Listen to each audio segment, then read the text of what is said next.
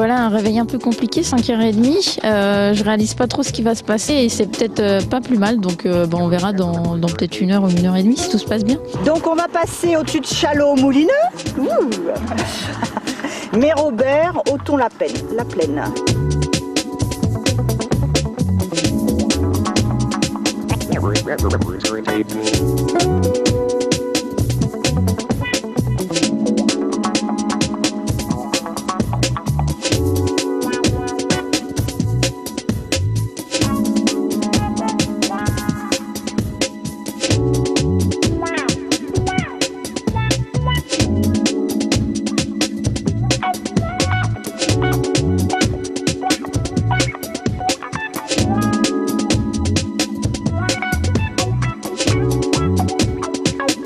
Attention juste à la tête, à ceci.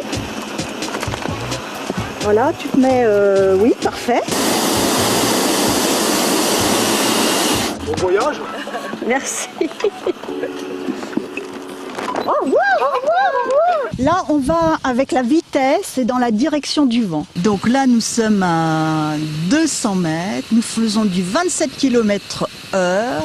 Tout à l'heure, on a fait un plan de vol, donc ça nous indique la direction. Normalement, c'est jamais où on va se poser concrètement, réellement.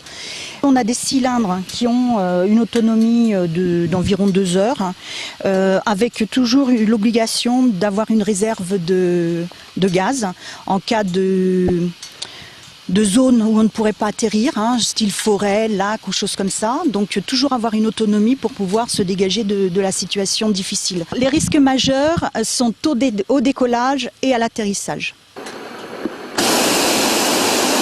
Ça marche tout simplement, on chauffe, on monte, on ne chauffe plus, on descend. Le gaz rentre effectivement dans les serpentins qui alimentent une flamme et puis une chaleur à 120 degrés au sommet du ballon. Ce ballon, il fait 3000 m3, 28 mètres de haut. La météo est importante puisqu'on ne peut pas décoller à plus de 10 nœuds. C'est une mesure de sécurité. 10 nœuds, ça veut dire à peine 20 km/h de vent. C'est super calme, zen. Voilà, t'as vraiment l'impression de voler en même temps. T'as aucune sensation de vertige, de malaise ou quoi. Non, c'est super zen, quoi. Pour piloter, il faut un brevet de ballon à air chaud. Ça consiste à 16 heures de vol d'instruction avec un instructeur diplômé, formé, dont 2 vols solo et dont un de plus de 1000 mètres et avec une descente froide. Et avant tout ça, il faut passer un théorique qui va consister à appréhender la météo, l'aérologie, les cartes réglementaires, les radios, les procédures d'approche d'un aérodrome, etc., etc. Donc il y a un test, un QCM. Donc quand on a tout bien répondu, après on peut avoir le brevet.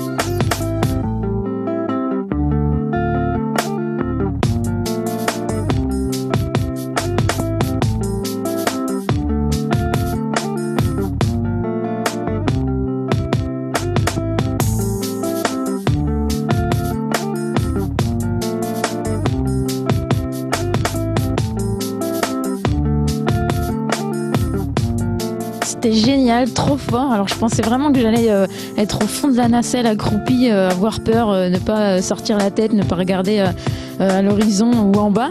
Bah, pas du tout en fait, c'est trop fort, le décollage parfait, l'atterrissage tout en douceur. En haut, on a l'impression d'être seul au monde, bien-être, zen, très calme, avec une vue extraordinaire. Sincèrement, le sud de l'Essonne, c'est magnifique. Et puis en plus, il fait même pas froid. Donc franchement, on a eu apparemment des super bonnes conditions et c'était exceptionnel. Et je crois que c'est mon meilleur. Voilà, j'ai pas le droit de le dire, mais je le dis quand même. C'était génial.